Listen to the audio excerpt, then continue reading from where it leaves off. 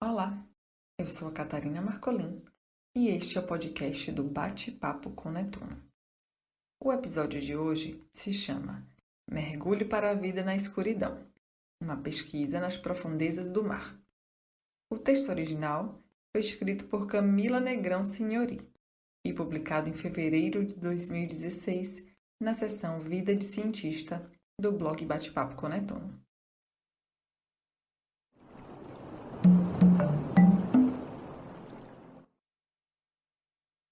Estar em uma expedição científica a bordo do navio de pesquisa norte-americano Atlantis, com a presença do submersível Alvin, foi por si só uma experiência bastante diferente e enriquecedora, mesmo estando acostumada a participar de embarques de pesquisa.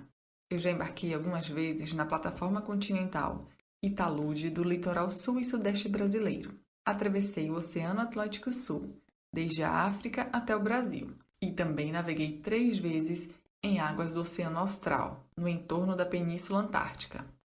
Essa experiência só foi possível pelo convite que tive do Dr. Stefan Sievert, meu supervisor de doutorado sanduíche, quando eu desenvolvi parte da minha pesquisa de doutorado com amostras polares, no Woods Hole, financiada pela CAPES, com quem mantenho uma parceria após o doutorado.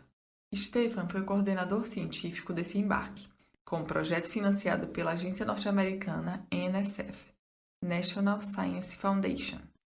Minha função foi ajudar Stefan e Jess McNichol, que era um amigo e doutorando na mesma época, em todas as tarefas a bordo. As razões de tanta diferença para os demais embarques foram várias. Foi minha primeira vez em águas do Oceano Pacífico. Foi meu primeiro embarque em um navio administrado por um instituto de pesquisa e com tripulação bastante reduzida. Apenas 25 pessoas. Os outros navios em que estive sempre foram administrados pela Marinha do Brasil, com tripulação de cerca de 50 a 60 pessoas. E este foi um embarque internacional, com 23 pesquisadores de diferentes partes do mundo, incluindo Estados Unidos, Canadá, Alemanha, Itália, Espanha, Japão, China e eu do Brasil. As diferenças não param por aí. Ao invés de navegarmos para diferentes estações oceanográficas, com diferentes latitudes e longitudes, para explorarmos espacialmente estudos de oceanografia física, química, biológica e geológica, nós permanecemos na mesma área amostral, 9 graus norte, por quase um mês. Nossa paisagem, um oceano sem fim, distante cerca de 4 ou 5 dias de navegação de qualquer terra firme. Foi muito parecido ao longo desses dias. Afinal, os objetivos do projeto estavam todos relacionados com o oceano profundo nas fontes hidrotermais.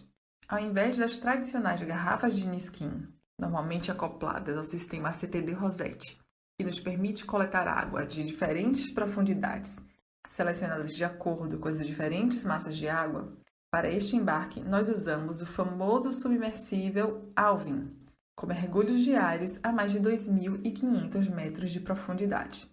Com auxílio de 2 braços robóticos capazes de manipular instrumentos e uma cesta biológica capaz de carregar mais de 180 kg de material do fundo, foi possível, assim, coletar nossas amostras, como fluidos provenientes de fontes hidrotermais, micro-organismos associados às fontes, invertebrados anelídeos e colonizadores. Para as análises químicas e microbiológicas das amostras, ao invés de usarmos a água coletada pelas garrafas de Niskin ao chegar a bordo do navio, nós usamos os fluidos coletados por equipamentos especiais, chamados de IGTs, Isobaric Gas Tight Samplers, ou amostradores isobáricos de gás comprimido, que foram desenvolvidos pelo Instituto Woods Hole e que mantêm a pressão e condições ambientais das fontes profundas. Trabalhar no laboratório do navio com as amostras não foi uma tarefa trivial. Não por causa do balanço do mar, pois apesar de estar prevista a passagem de um furacão perto da nossa área, o mar esteve calmo durante todo o embarque. Mas foi difícil para a retirada dos fluidos a partir dos IGTs. Nós precisávamos ter todo o cuidado para a altíssima pressão ao abrir e fechar o sistema, trabalhando com ferramentas cujos nomes nem sei em português, e muitas vezes de noite e de madrugada, depois do retorno do Alvin a bordo.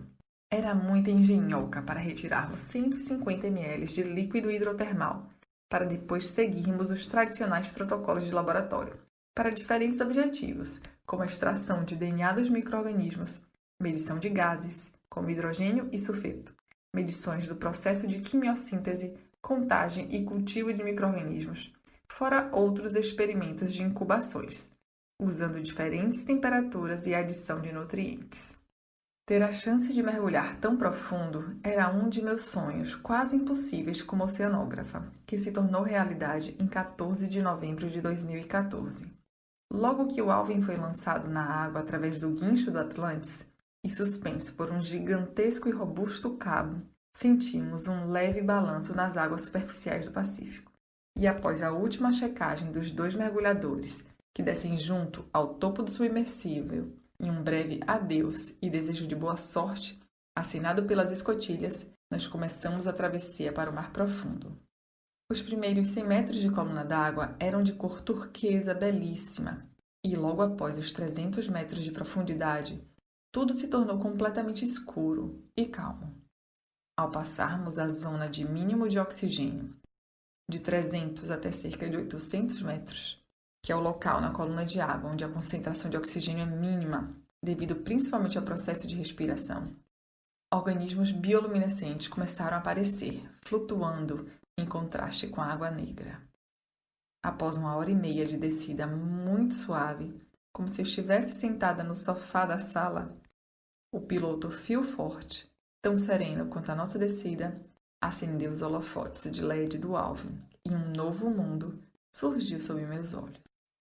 Nós aterrissamos sobre a crosta oceânica, que é o fundo dos oceanos de cerca de 200 milhões de anos, onde a rocha basáltica escura, por vezes, se mostrou mais brilhante, indicando uma formação mais recente de uma área tipicamente mais ativa. Assim, com o auxílio do GPS, começamos a explorar a área de estudo, para que as metas do mergulho fossem cumpridas em 6 horas, para depois retornarmos em mais 1h30 de subida até a superfície. Pelos trabalhos científicos, imagens e vídeos na internet e relatos de quem já mergulhara nestas fontes hidrotermais do Pacífico, eu já esperava encontrar bastante vida. Mas no fundo, a gente sempre fica com aquela pulguinha atrás da orelha. Será que essas pessoas realmente viram tudo aquilo mesmo? E sim, vimos a vida abundante no oceano profundo.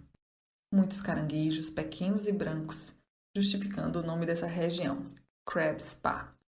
Diversos invertebrados anelídeos, tubworms, da espécie Riftia-Pachypitila, que podem chegar a quase 2 metros de altura e possuem uma cor avermelhada nas pontas, caracterizando a presença de um complexo de hemoglobinas adaptadas à presença de sulfetos, tóxicos para nós humanos. Peixes albinos e cegos nadando pela área, medindo cerca de 30 centímetros de comprimento, e caracterizados pela ausência de escamas e por se assemelharem às enguias. Por isso são chamados de eopout. Vimos ainda moluscos bivalves amarelados, pequenos camarões e lagostas nos arredores das fontes, além dos famosos tapetes microbianos. Mas confesso que, mesmo sendo uma pesquisadora da oceanografia microbiana, o que mais me impressionou foi a estrutura geológica, que parecia artisticamente esculpida, cercada pelas fumarolas negras, ricas em sulfetos metálicos. Foi simplesmente impressionante pisar na crosta oceânica onde a Terra se formou e vivenciar as fontes em plena atividade. Como eu me senti depois desse mergulho? Bem, além de muito maravilhada com tanta vida e beleza, com toda a tecnologia para a exploração de uma das fronteiras do conhecimento e muito abençoada com a oportunidade de estar embarcada com pessoas muito competentes das mais diferentes nacionalidades, eu me senti muito pequena, tão pequena quanto uma gota de água no vasto oceano, ou uma minúscula célula microbiana brilhando no microscópio. Ainda temos muito o que aprender sobre os mistérios do mar. Mergulho 4769.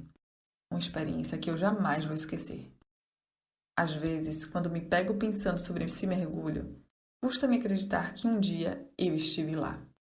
Eu sou extremamente grata ao Dr. Stefan Siebert, que confiou em meu trabalho e me deu essa chance de embarcar e aprender muito a bordo do Atlantis e do Alvin.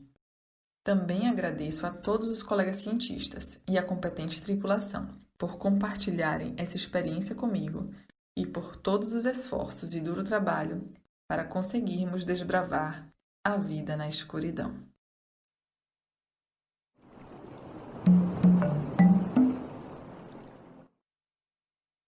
Este foi o último episódio da nossa primeira temporada. Mas não fiquem tristes porque a gente amou esse projeto. Então, se liguem nas nossas redes que logo mais tem novidade. Camila Negrão Senhori é oceanógrafa, mestre em Ciências Biológicas, Zoologia e doutora em Ciências Microbiologia, com períodos de idas e vindas do Woods Hole Oceanographic Institution, nos Estados Unidos. Ela nasceu em Campinas, interior de São Paulo, mas se encantou pelo mar desde pequena ao conhecer a enseada de Ubatuba. Nas horas vagas, adora praticar esportes e dançar, sempre cercada de família, namorado e amigos maravilhosos. Na época em que ela escreveu esse post, ela era pós-doutoranda do Instituto Oceanográfico da USP, integrante do Laboratório de Ecologia Microbiana, onde pesquisava os efeitos das mudanças climáticas nas comunidades microbianas do Oceano Austral. Hoje, a Camila é professora do Instituto Oceanográfico da USP, onde coordena também um projeto muito bacana chamado Mergulho na Ciência. Este post não tinha uma ilustração originalmente, mas a Catarina Ruiz Melo, a editora desse podcast, teve o carinho de fazer uma especialmente para o nosso podcast.